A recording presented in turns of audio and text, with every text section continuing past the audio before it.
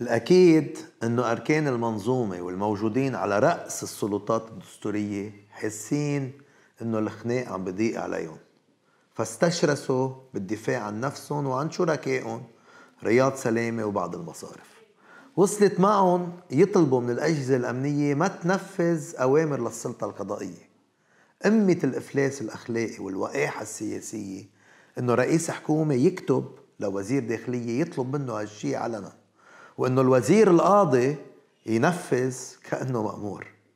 حاولوا إجهاض التدقيق الجنائي والتحقيق القضائي المحلي والخارجي، وما تجاوبوا مع أكثر من 36 رسالة من طلبات القضاء الأوروبي، لحتى انجبروا تحت ضغط التهديد والعقوبات بأنه يدعي القضاء اللبناني على رياض سلامة وبعض شركائه بتهم اختلاس أموال عامة وتبييضها وإثراء غير مشروع.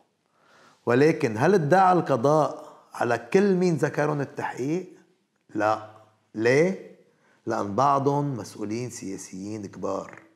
الأيام جاية أسقطوا الإصلاحات وطيروا صندوق النقد وعملوا كل شيء حتى ما يحاسبهم حدا على سرقة الودايع ويطالبهم بإرجاعها، بس رح يتحاسبوا.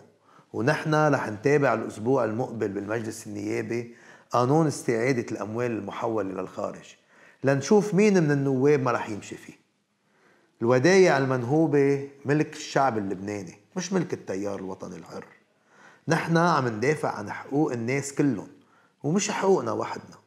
هيدي قضية كل الشعب اللبناني، وإذا كلنا طلبنا وانتفضنا ونزلنا على الشارع وقت اللازم ما بيموت حقنا.